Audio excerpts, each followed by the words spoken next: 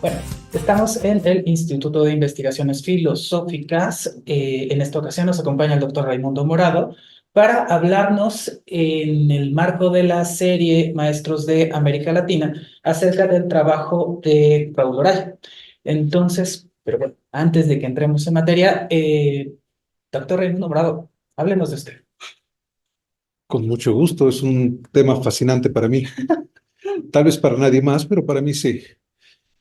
Eh, yo estoy dedicado a la filosofía de la lógica, que no es eh, solamente filosofía ni solamente lógica, sino tratar de preguntarnos por qué estamos haciendo, qué es eso. Es lo que alguna gente llama metacognición.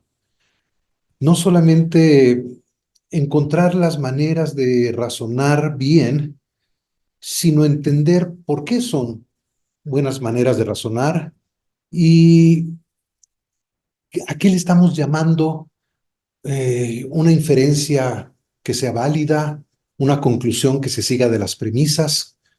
Eh, queremos entender el sistema mismo que estamos proponiendo, porque muchas veces uno hace las cosas sin saber por qué funcionan, pero funcionan.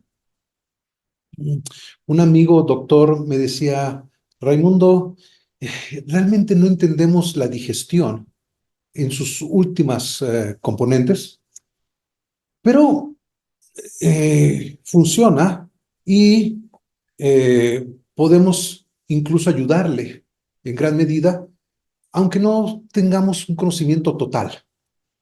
Entonces muchas veces uno hace las cosas pues porque Dios es grande, porque como el burro que toca la flauta y razona bien, pero sin saber que está razonando bien o por qué está bien la manera como está razonando. Entonces, la filosofía de la lógica es un tema muy especial. Para mí realmente surgió cuando una gran profesora, Salma Saab, nos dio una clase de metalógica y era la ciencia de la inferencia. Entonces, era por fin tratar de comprender las cosas profundamente, no superficialmente, no nada más poder manejar el auto, sino entender qué es lo que hace que las ruedas se muevan, qué es lo que hace que las cosas salgan bien cuando está uno haciendo una inferencia.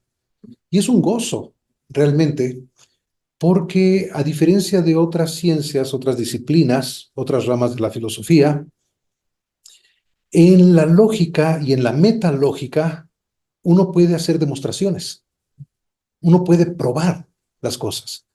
No es nada más nuestra opinión, por acertada que sea, no es nada más nuestras intuiciones. Esperamos que sea verdad lo que decimos, pero además podemos demostrarlo.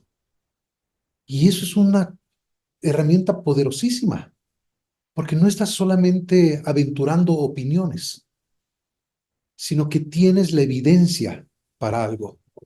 Entonces, es maravilloso que la mente humana haya sido capaz no solamente de pensar bien, sino de descubrir maneras de pensar y distinguir las que son más peligrosas de las que son más seguras, y encima de eso, tener una teoría sobre todo ello. Añádele un nivel más. ¿Qué significa todo eso? ¿De qué estamos hablando? ¿A qué nos comprometemos? No solamente cuáles son las propiedades formales de los sistemas que me permiten modelar el razonamiento correcto, sino y esas propiedades que me dicen sobre la realidad, sobre la mente, sobre el lenguaje. Entonces, le añades el nivel de filosofía de la lógica, junto con la metalógica, junto con el cálculo lógico, tienes una combinación maravillosa para entender el mundo, para entenderte a ti mismo, para entender a los demás, para entender a la sociedad, para entender la realidad, para entender la historia, te abre tantas ventanas y tantas puertas que a veces me pregunto cómo soy tan afortunado de poder tener la suerte de hacer filosofía de la lógica cuando tanta otra gente no tiene esa oportunidad. Entonces es triste, pero me considero una de las personas más afortunadas del planeta. Pues sí, seguramente es algo muy específico. Sí, ok. Entrando en materia, bueno, ¿nos puede platicar quién fue Raúl Urayan y cómo es que tuvieron familiaridad ustedes dos? Ah, nunca fue mi profesor, fue mi maestro. Y la razón es que yo terminé los cursos en aquel entonces con unos 50 cursos de filosofía, ya podías optar por la licenciatura. Y ninguno de ellos me tocó con él. De hecho, yo estudié lógica con otras personas. Mencioné a Salma Saab, gente como Hugo Margain, que desgraciadamente fue asesinado en esa época. Hasta los lógicos tienen a veces mala suerte. Eh, pero Raúl vino de Argentina a trabajar con la gente del Instituto de Investigaciones Filosóficas que yo no conocía. Entonces, un condiscípulo, Ariel Campirán, creo que tuvo lástima de mi ignorancia, y me dijo, hay este profesor que nos está enseñando cómo hacer análisis lógico. Yo no sabía de qué estaba hablando, pero no tenía nada mejor que hacer. Le tomé la palabra a Ariel y fui a conocer este grupo. Ariel era el alumno estrella en ese momento de Raúl Orayen, así que fue una magnífica presentación, me toleraron, a pesar de que yo ya no era alumno regular, a pesar de que no estaba tomando cursos, que no podía recibir crédito por ello y que jamás fui becario del instituto, porque yo ya había terminado, yo estaba haciendo mi tesis de licenciatura, o creyendo que la estaba haciendo. Entonces me invitaron a las sesiones y me encontré con este hombre rarísimo de hablar pausado que se detenía a pensar lo que estaba diciendo. Y eso es un buen síntoma en general. A mí me gustaría hacerlo. Yo hablo demasiado sin pensar. Raúl siempre meditaba, lo que significaba que tenías que tener algo de su paciencia para aprender, porque estaba trayendo cosas muy valiosas. Eh, y en lugar de enseñar filosofía de la manera a la que yo estaba acostumbrado, que era, fulanito dijo esto, se puede interpretar así, vamos a ver qué más dijo. Eso es muy triste, porque eso es básicamente eh, una enseñanza autoritaria, dogmática, vertical, que no ayuda mucho a liberar la mente si no te haces las preguntas adicionales de, bueno, ¿qué significa realmente eso que dijo? ¿Y será verdad lo que dijo? ¿Y cómo sé yo que es verdad lo que dijo? Entonces, en los buenos cursos de filosofía, tú te tienes que enfrentar con esas preguntas. Lo que hacía Raúl es que nos daba un instrumento para poder hacer esas preguntas. Y ese instrumento era decirnos cuál es la forma de lo que está diciendo. Eso suena muy raro. Por ejemplo, si yo digo, este es un ejemplo famoso, un niño explorador siempre está preparado. O decimos, un político siempre miente. O un alumno de la UNAM siempre es inteligente. Bueno, ¿estamos hablando de uno?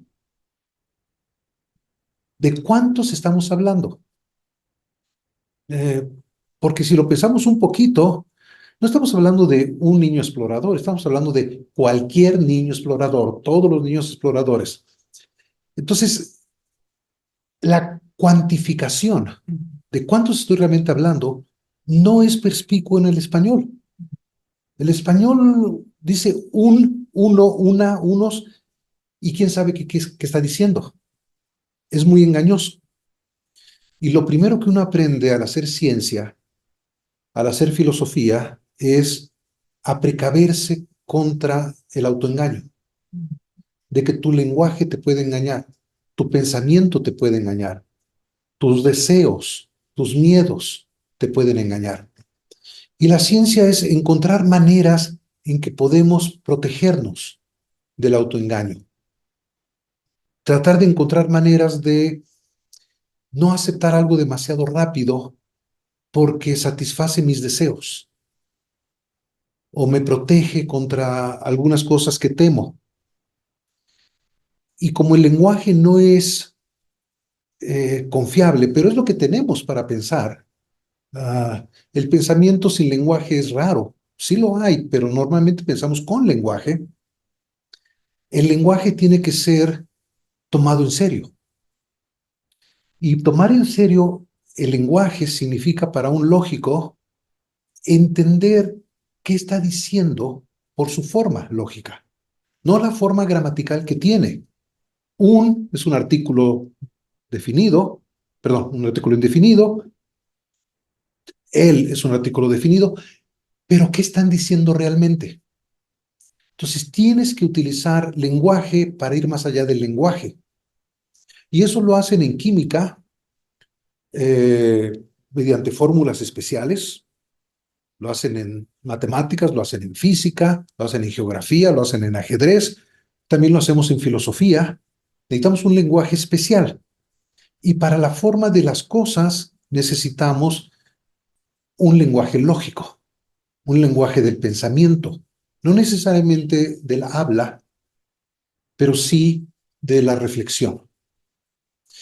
Y estos lenguajes los hemos estado desarrollando durante varios siglos y Raúl los utilizaba para hacer filosofía. Porque no era un simple juego de, voy a ver cómo está formado esto y si está hablando de uno o de muchos. No, nada más ver si son alternativas o es una conjunción o si estoy negando o si esto es una equivalencia. No, era utilizar eso como un instrumento para entender lo que estaba escrito. Tal vez no lo que la autora quiso comunicar, pero lo que de hecho escribió. Entonces, yo quiero entender lo que dice el texto, lo haya querido decir la autora o no, pero para ello necesito ser fiel al texto. Y el texto, si está escrito en un lenguaje ambiguo, como el inglés o el latín o el español, yo tengo que buscar una manera más precisa de decirlo. Igual que un químico trata de decir las cosas con más precisión para que la gente no se muera en la farmacia, un doctor necesita decir las cosas con más precisión para que la gente no se muera en el micrófono, en el quirófano. Un filósofo necesita decir las cosas con precisión para que no se destruya el contenido de lo que está analizando. Es cuestión de vida o muerte intelectual. Y Raúl estaba mostrándonos que la lógica no era un juego de simbolitos o un mero cálculo, era un instrumento para análisis filosófico, para cosas que a uno le interesa, como el amor, como la lealtad, como la justicia, como la verdad, como la belleza, pero estudiarlas de manera rigurosa, con precisión. Y era capaz de tomar un texto de cualquier filósofo y a través de este instrumental, muy sencillo, se aprende rápidamente en unas cuantas semanas, no es nada del otro mundo, es lógica bastante elemental, pero con eso bastaba para hacer una primera aproximación. Después ya con lógicas más avanzadas podrías hacer análisis más finos, pero con esos elementos básicos, igual que con la aritmética, ya puedes ir al mercado, ya puedes irte de viaje Si sabes aritmética, bien. No puedes mandar un cohete a la luna con pura aritmética, pero puedes hacer muchas cosas filosóficamente con lógica básica. Y Raúl utilizaba esta lógica básica, eh, no nos decía todo lo que sabía, pero nos daba una puerta para entrar a comprender mejor, no nada más qué dijo el texto, sino qué pudo haber dicho. Cambias un poco la forma, y eso toda la gente lo sabe. Decía mi abuela que en la manera de pedir está la manera de dar. Cómo digas las cosas cambia el contenido. Entonces, la gente que no le presta atención a la forma del lenguaje está a riesgo, está en riesgo de perderse mucho del contenido mismo. Porque si yo te digo buenos días, de la manera como te lo diga, te estoy mandando un mensaje diferente. La manera como me he visto, la manera como interactúo contigo, la manera como me dirijo a los demás, la forma cambia el contenido. Y la gente lo olvidamos constantemente. Eh, pues yo creo que estaba hablando sobre meteorología porque dijo buenos días. Significa que el sol está en cierta posición. Ah, era sobre astronomía. No, eso es nada más el tema. Pero lo que estás diciendo depende de cómo lo digas y cómo lo estructures. Entonces, Raúl nos impresionó muchísimo de que podías tomar una herramienta que parecía un simple juego, una simple pérdida de tiempo, y podía ayudarnos a extraer la riqueza del pensamiento cuando estábamos hablando sobre filosofía política, sobre la democracia, sobre el futuro, sobre los derechos humanos, cualquier cosa, simplemente prestando atención a la forma. Entonces, parte de lo que fue Raúl fue una persona que pudo hacer esta armonía entre lo que pienso y cómo lo expreso, las intuiciones que tengo más o menos vagas y la precisión de tratar de decir las cosas de manera rigurosa para poder tomar mejores decisiones, para que no sea letra muerta, para que no sea un mero eslogan que repetimos sin entender. Entonces la ciencia, que le importaba mucho a Raúl, la filosofía, que era su lugar natural, se volvían cosas vivas y era prestándole atención y haciendo justicia a la estructura de la expresión. Entonces te puedes imaginar que Raúl era un tesoro a la hora de hacer filosofía del lenguaje, pero también a la hora de hacer metafísica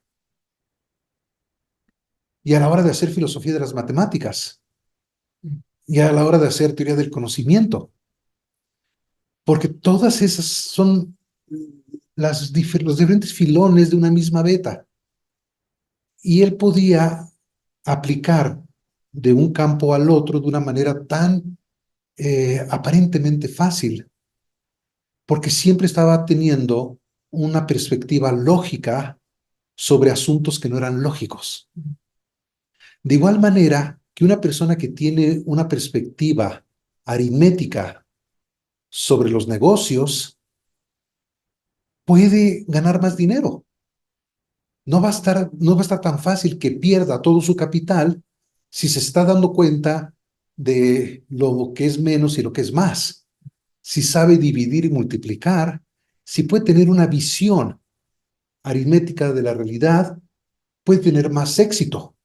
De igual manera que un buen pintor no es solamente quien aprende a usar las manos distinto, es una persona que aprende a ver distinto, mira las cosas distinto. Y mientras todos vemos simplemente una mesa desarreglada con los restos de la comida familiar, un buen pintor está viendo relaciones de texturas, relaciones de colores, relaciones de volúmenes, de grados de iluminación. está viendo otra mesa, porque cómo veas la realidad es lo que te da entrada a diferentes aspectos de la realidad. Y la mayoría tenemos solamente un aspecto. Me doy cuenta del mercado porque tiene bonitos colores y muchos sonidos, pero no me doy cuenta de la realidad económica del mercado, o de la realidad política del mercado, o de la realidad de relaciones humanas que es un mercado, o de la realidad histórica del mercado. Todas esas dimensiones cambian cuando aprendes bien una disciplina y aprendes a ver. Y la lógica es la más poderosa de todas, porque te da la estructura básica, te da la estructura más profunda de la realidad, por lo menos de la realidad que puede ser pensada o dicha. Y con eso puedes trasladarlo a otros ámbitos sin confundirte. Entonces, la gente que tomamos esas clases con Raúl, quedamos tan impresionados que hizo escuela. A la larga, todos queríamos ser Raúl Orayen. Tal vez el único que no quería ser Raúl Orayen era Raúl Orayen. Él quería muchas otras cosas. Eh, Él hubiera querido ser un gran conductor de autos, por ejemplo. Y nos contaba anécdotas de sus accidentes automovilísticos. Pero tenía esa apertura. Y eso significaba que no importa a lo que tú te dedicaras, él te podía decir algo inteligente sobre ello. Ese es el poder de una persona que maneja la lógica como Raúl Oraya. Entiendo. Sobre esa misma línea, más puntualmente, ¿cuál puede considerarse que es la contribución más notoria de Raúl Orayan y qué distintos proyectos de investigación han sido favorecidos por su obra de Orayan?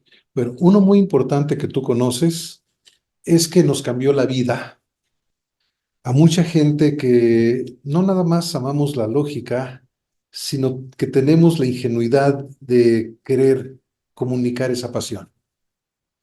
Eh, Él realmente encendía los intelectos y sus discípulos querían también hacerlo, pero Raúl Oraya nada más hubo uno. Entonces, ¿qué haces en ese caso? Cuando quieres ayudar a los demás, como lo hacía Raúl cotidianamente, pero no tienes el talento, ni los conocimientos, ni los genes como para hacerlo de manera perfecta.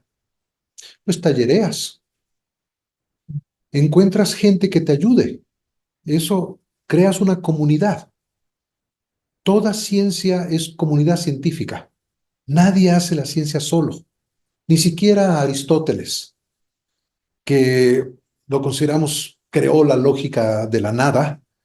Pues sí, después de 20 años de estudiar con Platón. No es de la nada, ni tiene que ser de la nada. Es lo bello de la música, que siempre es derivativa. Siempre es estar aprovechando lo que otra gente hizo. Y lo que Raúl indirectamente hizo fue que nos congregáramos. Primero en un taller de didáctica de la lógica en los años 90 del siglo pasado, pero a medida que fue creciendo, la gente dijo, esto tiene que ser más institucional, tiene que poder cumplir otras funciones, aparte de tratar de mejorar cómo enseñamos la lógica, y creó la Academia Mexicana de Lógica, que todavía hoy existe, junto con encuentros internacionales de didáctica, junto con simposios de investigación en lógica y argumentación, y las Olimpiadas de Lógica, que llamamos nacionales, pero que tú sabes no lo han sido, son realmente internacionales, porque hay muy poca gente en el mundo haciendo esto. Y tenemos gente que viene a nuestras reuniones eh, por la sencilla razón de que en sus países no lo tienen. Eso nos hace como estar en la punta de lanza, eh, por que Cuando hay pocos, hay que aprovechar lo que hay. Entonces, la gente viene a México porque hace 40 años estuvo aquí un argentino ayudándonos a utilizar la lógica y revelándonos lo tremendo que puede ser ese poder y lo hermoso que puede ser compartirlo con otros. Entonces, en gran medida, la razón por la que tenemos todas estas actividades que no hay en otros países es gracias a Raúl Oraya. Y eso es un solo ejemplo, y ni siquiera el más directo, porque Raúl tenía una gran capacidad de interesarse en muchas cosas y de hecho lo hacía. En filosofía tenía muchos intereses, por ejemplo, en metafísica. Pero en esas cuestiones de metafísica donde convergen cosas de lenguaje, de lógica, de epistemología, de ontología, y entonces se deleitaba con las teorías de gente rara como Meinong, discutía las teorías sobre el lenguaje de gente rara como Quine, nos enseñaba lógicas que en aquel entonces nadie más conocía en nuestro ámbito, como los lógicos relevantistas, y a fuerza de tener todos esos intereses atravesados por eh, ciertos cauces profundos, estos vasos comunicantes, donde aparece de diferentes maneras, pero hay este fondo de preocupación por la realidad, por el lenguaje, por el pensamiento. Entonces tienes a un Raúl Orayen que puede ser muchas cosas, y alguna gente lo conocerá como el gran filósofo de las matemáticas, que él adoraba, parte de su influencia de su maestro, Grigoro Klimovsky, un gran matemático, un gran teórico de las matemáticas. Entonces Raúl heredó eso. Y en teoría de conjuntos tienes gente hablando sobre la paradoja de Orayen. Y a lo mejor es todo lo que conocen de Raúl, pero es la punta del iceberg. Es solamente una de las facetas. Pues una delicia, y yo lo recomiendo para quien quiera que tenga unas horas que quiera aprovechar, es ver cómo reunió en un libro como este intereses de lo más disímiles. Y no es todos los días que tú te encuentras estos tres nombres juntos. Porque lo primero, obviamente, va a ser interesante para los que hacemos lógica y filosofía de las matemáticas y metalógica, pero de significado, eso lo reconocen la gente que hace filosofía del lenguaje. Entonces, a la gente a la que le interesa la expresión, la comunicación, ¿qué significa nombrar algo?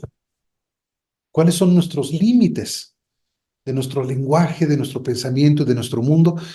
Eh, y por supuesto, rematamos en el mundo, en la ontología. Eh, entonces, si te interesa una filosofía muy metafísica, pero ¿qué es lo que realmente existe? O sea, si lo que te interesa es qué son los números, o si te interesa saber eh, para que una conclusión se siga de unas premisas, se necesita que haya relevancia temática o no. ¿En qué sentido?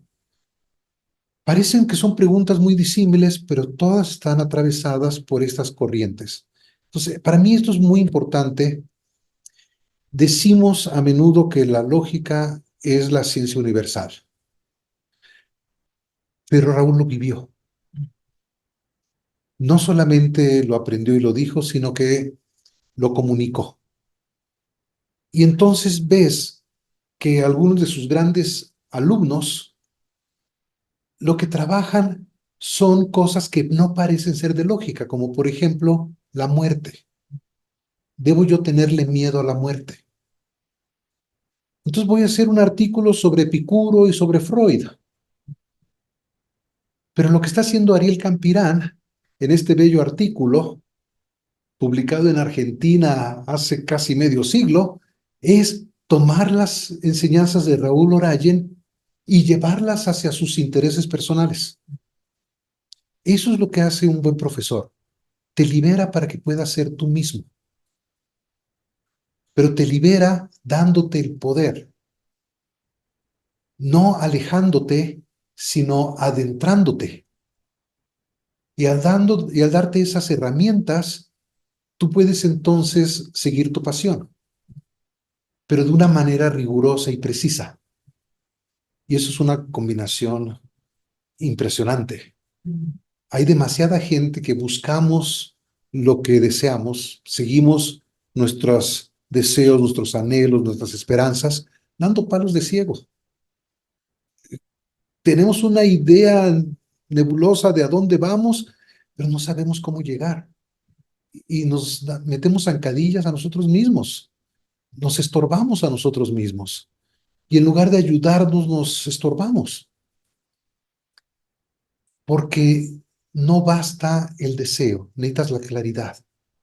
No basta desear educar bien a tus hijos, necesitas saber qué estás haciendo y por qué lo estás haciendo y de qué otras maneras podrías hacerlo.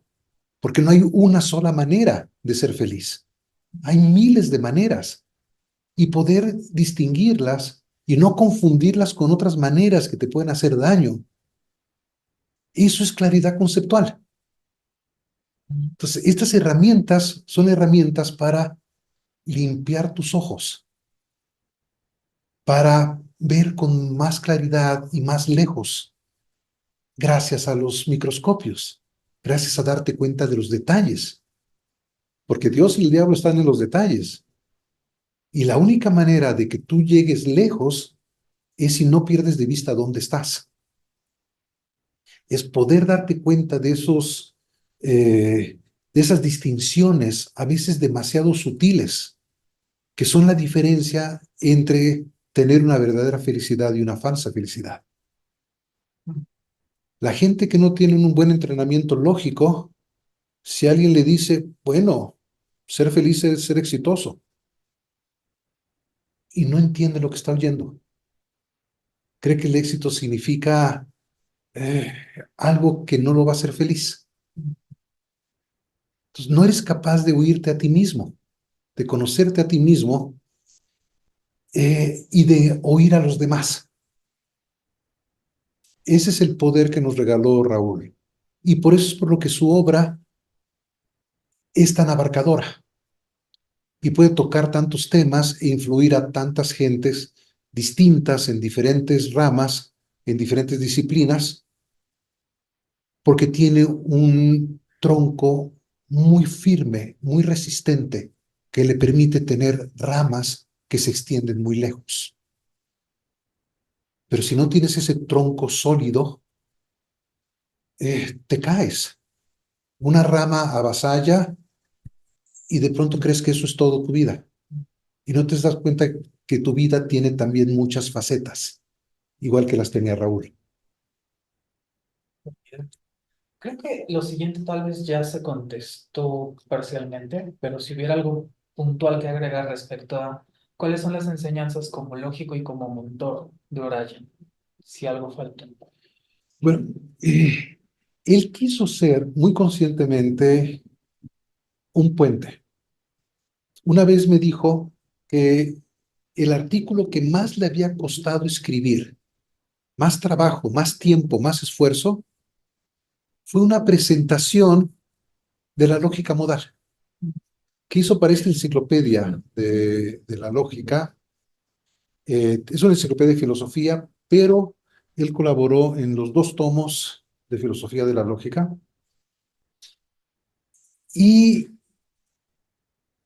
lo que está haciendo es una labor de divulgación. Ni siquiera poniéndose él enfrente y diciendo, yo tengo estas ideas sobre lógica modal, escúchenme. No, lógica modal es algo fascinante, escúchenla. Entonces, el ponerse al servicio de algo tan bello eh, cuando no necesitaba hacerlo, por pura generosidad. Y eso era terrible, porque la gente le llegábamos todo el tiempo con: Raúl, por favor, léeme lo que acabo de escribir, dime en qué me equivoqué, cómo lo puedo hacer mejor. Y él se daba el tiempo. Y como tú sabes, nunca tenemos bastante tiempo.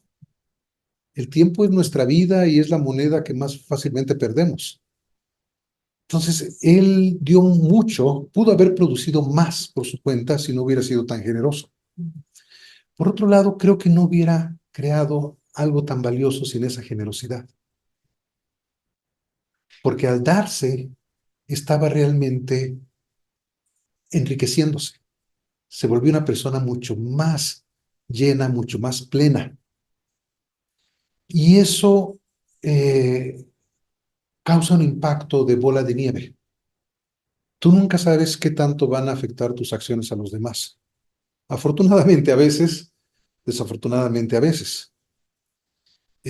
Raúl tuvo ocasión de ver cómo se estaba formando estos grupos antes de morir, nos vio colaborando, aceptó participar en una de nuestras sesiones y durante esa sesión yo me puse no a ver de qué estaba hablando, sino cómo lo estaba presentando y tratar de encontrar la receta mágica para poder reproducirlo. Por supuesto, lo que haces es una aproximación, lo que haces es aceptar eso y seguir en esa ruta. Y tuve la suerte de que en el momento en el que yo me acerqué al instituto y empecé a tomar estos cursos que daba Raúl, en los que yo no estaba inscrito, yo no era nadie, no tenía por qué prestarme atención, nos empezó a platicar sobre estas nuevas lógicas que estaban saliendo, eh, porque la lógica es continuamente renovada, siempre están apareciendo nuevas cosas, nuevos avances, eh, y él me presentó un trabajo suyo en el que estaba eh, presentando estas propuestas y diciendo en qué le parecía a él que no habían profundizado lo bastante. Hacía una crítica de estas lógicas. Como yo era joven e inexperto, lo que hice fue ponerme a criticarlo a él. En lugar de decir: es mi maestro, seguramente todo lo que dice y eso es lo que yo debo repetir, eh, le dije: Raúl, creo que les concediste demasiado. Sí, sí, están mal ellos, pero tú también estás mal. Y entonces él me dijo: Raimundo, esto no puede quedarse así, tienes que presentarlo en el seminario de investigadores del Instituto de Investigaciones Filosóficas, donde en aquel entonces los estudiantes, los becarios, no presentaban en el seminario de investigadores. Tenían su propio seminario, pero en la mesa grande era para los investigadores.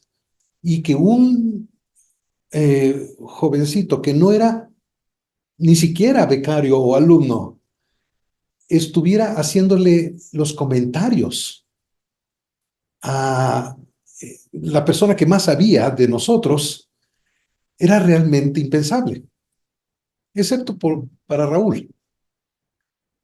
Entonces, yo con la arrogancia de la juventud, dije: por supuesto, no hay problema. ¿Eh? Y presenté mis objeciones a Raúl, las tuve que poner por escrito, las tuve que poner en limpio. Era su manera mañosa de estarme forzando a clarificar mi propio pensamiento, sin importarle que fuera un pensamiento en contra de él. Esa fue una lección para mí inolvidable. Y entonces, una vez que hice la presentación, Raúl dijo: esto no puede quedarse así. Tienes que escribirlo como un artículo. Tienes que mandarlo a otro país. Tienes que publicarlo. Eh, y es un poco ridículo eso, porque él estaba discutiendo en aquel entonces con los filósofos de más estatura. En aquel entonces en Latinoamérica, alguien como Héctor Neri Castañeda, alguien como Quine a nivel mundial, esos eran sus interlocutores. Y en su libro, que recopila sus trabajos, muchos de sus trabajos, no todos, añade como apéndice eh, lo que le respondieron gente eh, a sus críticas y lo que él respondió a ello. Entonces puedes tú leer en esos apéndices una respuesta a Castañeda donde no le da la razón. Una respuesta al gran Quine, al que no le da la razón. Y una respuesta al desconocido Morado, al que sí le da la razón. Eso es una locura. Es una pésima manera de desarrollar tu carrera académica. Pero eso era Raúl. Entonces, eso era el tipo de mentor que era. Una persona que te dirige, incluso cuando tú lo estás atacando a él, para que tú crezcas, sin importar si es a favor o en contra de sus ideas. Y esa generosidad para un completo desconocido y esa inmisericordia, acuciosidad y examen crítico de las vacas sagradas se filtra, se contagia, se comunica. Y entonces los alumnos que va generando se enriquecen con ello. Entonces empiezas a no tomarte tan en serio a ti mismo, pero tomar muy en serio lo que estás haciendo y tomar muy en serio a tus alumnos, porque tus alumnos son más importantes que tú. Tú estás al servicio de ellos. Tú estás para ayudarles, para auxiliarles, para ser un instrumento, para ser un escalón. No es para que lleguen a ti, como el sabio en lo alto de la montaña. Entonces eso cambia mucho la dinámica pedagógica. Si tú te ves como alguien que está para ayudar a que otra gente pueda expresar mejor, construir mejor su pensamiento, alguien que pueda tener mejores bases, sin importar qué es lo que estás argumentando, sino que lo argumentes bien. Entonces, eso te hace muy difícil seguir siendo dogmático. Todavía lo eres, pero se vuelve más difícil. Se vuelve más difícil ser engreído y vanidoso en la clase, aunque lo eres. Pero ahora tienes que hacer un esfuerzo para irte hacia el lado oscuro de la pedagogía, donde aprovechas tu ventaja sobre los alumnos como un arma y empiezas a verte a ti mismo como un servidor, como alguien al servicio de otros. Cómo tener, como en aquella película de La vida es bella, cómo ser, cómo estar al servicio sin ser servil. Y esa hermosa idea para los que creen en los dioses, que el Dios es el primer servidor de todos. Es la persona que está al servicio de todos. No es para que nosotros rindamos pleitesía, porque eso no es una verdadera divinidad. Una verdadera divinidad no necesita que le alabemos. Un verdadero profesor no necesita que le estén masajeando el ego. Entonces, eso no le interesaba a Raúl. Y esas son enseñanzas de vida, son enseñanzas académicas y son enseñanzas de metodología, de cómo estructuras tú una clase, cómo escribes un artículo, cómo comunicas una idea y te marca para el resto de tu vida. Por supuesto, sus discípulos somos solamente una sombra, pero las sombras son importantes, porque las sombras dan una idea del contorno y eso ayuda a que la gente tenga una mejor guía hacia dónde. No hacia nosotros, sino hacia ese ideal académico que Raúl era capaz de encarnar. Perfecto. Bien, bueno, muchas gracias, doctor Raimundo Morado, y gracias a quienes han sintonizado una entrega más de la serie Maestros de América Latina. Recuerden suscribirse al canal, compartir y demás para que no se pierdan el contenido. Gracias de nuevo, Yanni.